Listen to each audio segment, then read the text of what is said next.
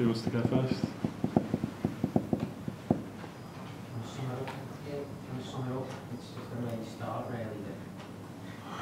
Yeah, you all saw it. The start into the game was absolutely exceptional. Again, some of the best we played this season for sure. Being 3-0 up against a pretty defensive setup Tottenham, in a way we scored the goals. The way we played offensively and defensively was absolutely exceptional. Absolutely exceptional. Then the problem being 3-0 up that early. We are not the first team who misunderstood that. Should not happened anyway. Not immediately, but the first goal of Tottenham is the first moment where we don't defend properly, where we are not properly in the counter-pressing situation, where we're not like the distances were right or whatever. That's why we end up with the long ball in behind is no offside, and Birch slips, what obviously can happen. We shouldn't come in a situation like that, so that's it. But score that goal. Yeah, credit to Tottenham, they are brilliant in these situations. Half-time was like that. I told the boys the positive stuff, but of course already there where we have just to pick up rhythm again, because if we play how we started the game, they have no way to defend us really. So it's tricky with the 5 in the back, with our players in between. If we are flexible there, it's really what would have been tricky for them. We, unfortunately, couldn't pick up rhythm properly anymore. It was not bad, it was more an even game than it should have been, but fine. And you should not concede. But then was the situation. Again, credit to Tottenham. They only need one like these moments. They had more moments, the crossbar, stuff like this. That's obviously the hectic you create with these situations. If they don't go in, is difficult to deal with always. The team who's 3-1 down starts believing even more. The team who played super and is 3-1 up starts doubting a little bit, and all of a sudden the game is open. We scored a second. And then in the last minute, more or less, the free kick on that side. It was a situation before that he whistles a foul on Mo behind, alone in front of the goal.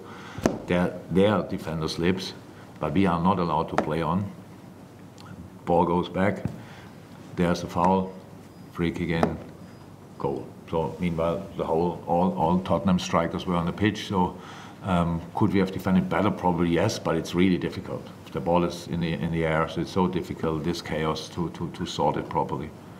3-3 doesn't feel great, but yeah, it's what we got.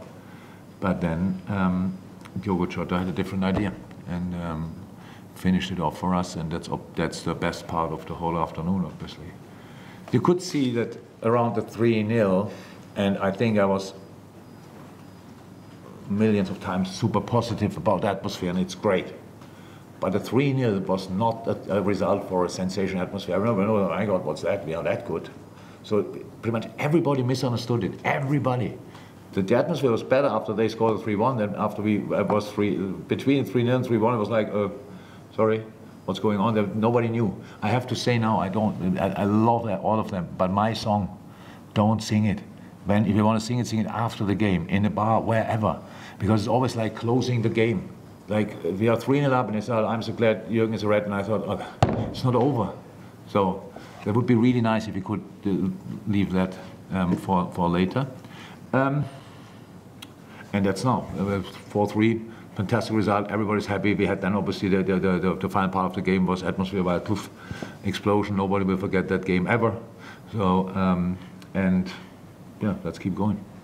Jurgen, when the referee yellow carded you, did he say something personal to you? Yeah, but I will not. What do you mean personal? Personal. No, he didn't. No. It was just not. No, I will not say anything about it. As long as the reps don't say what is said, so I don't say what is said. That's easy as that. Yeah, it's the second time you've mentioned the situation with Paul. Well, the problem is, I have to mention because you don't speak about it. So Paul Tierney gave us in a game, in a season where it was quite important, he didn't give Harry Kane a red card. And I love Harry Kane. What a player. Today again, my God, he's pretty much unplayable. That day, didn't get a red card. But but Robbo got a red card. So in this game, we drew 2-2. You might remember it. You know. December 21. Sorry? December 21. December what? I'm sorry? December 21. Ah, okay. So whenever. So, and it was not the first time. There's so many things. It's just little ones, and it's just not. Nobody in the stadium wanted a foul in the situation with Mo Salah. The linesman was completely calm, both hands down, and he whistled it. And yeah, of course we are emotional in these moments. It's difficult. It's not okay. We should not do that. Yes, we are role models, all clear. But we are human beings first and foremost. Before you are a role model, you are a human being, and that happens at home. But I didn't say a bad word to the fourth official, not at all, and he wouldn't have deserved it anyway because he didn't do anything wrong. But I turned around to the fourth official, celebrated in that direction, and pulled my hamstring probably in that moment. So fair enough, all good. I'm already punished, got a yellow card on top of that. I think he thought I should have got a different punishment, but because the fourth official was a yellow card, that's it. We have to ask Mr. Tierney what's in this situation, what's going on. Did you think it was a foul from Mo Salah? Oh, you were writing in that moment, huh? Yeah. No, fine. No, it's not, sorry? The point is, you mentioned Paul Tierney before.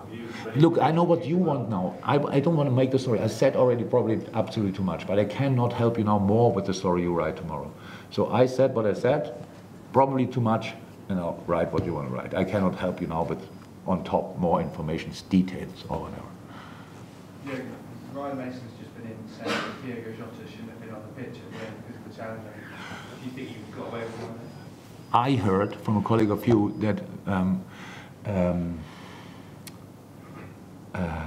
Skip shouldn't be on the pitch because of a challenge on Luis Diaz earlier in the game. I didn't remember it, but a colleague from Sky or whatever asked me that. Do you have that situation in your mind? I'm just telling you what he said. The mailman. We got a red card for a similar situation. That's true. But Diogo was not at all intentional. It was not. He didn't see the head and went then with the foot there, so the foot was high, and then or he went with the head there. That can happen. If we give the red card, we cannot change that. That's how it is. I really think Ryan has other things to worry about. I really think, but that's how it is. Okay, last two questions, guys. How bad's the hamstring? Sorry? How bad is your hamstring? Bad enough. So, how I said, fair punishment for behaving not in a right way. So that's it. I have pain for a few days. Mr. Tierney not. That's it. How's the next game like? I will be ready to do what I always do, and the celebrations, if we have something to celebrate, will be much calmer. Okay, last one. Yeah, I appreciate the game's just finished. There's been a story over the weekend about the Premier League asking clubs to potentially play the national anthem before next weekend's game. I was just wondering, would you have an opinion on that at the moment? Or? No, that's a club decision. The club will be a decision. You know where you want to lead the answer, and if you know it. So, and I cannot be part of that. I'm the German guy in the club, so what should I say about that? That would be really great. If my opinion would count even, nothing to do with me. Yeah. Okay. Thanks very much, guys.